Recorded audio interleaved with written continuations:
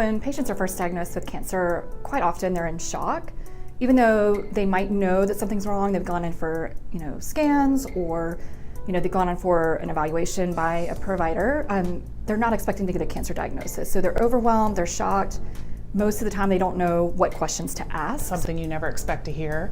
Other people get cancer, not me, and it's something that I guess we all know it's a possibility, but you don't ever really expect that to happen. The concerns are around what that means to them, how it affects their life. If they have chemotherapy, are there side effects? What does that mean? How do I get to and from appointments? Financially, what's the financial burden that this will cause to me and my family?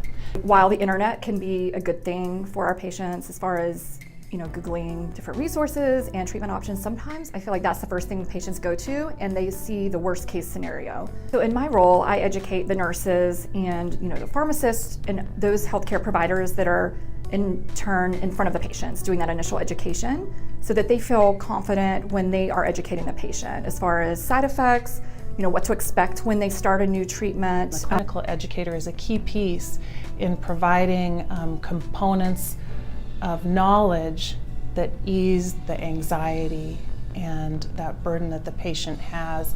And also, as far as long-term results, it allows them to stick with the therapy longer if they know what to expect and how to deal with it. They're not as apt to quit taking their medication or say that they don't want to stick with it. Cancer Prevention Month is a great time to educate yourself on early screening techniques and what's available as far as catching different cancers early.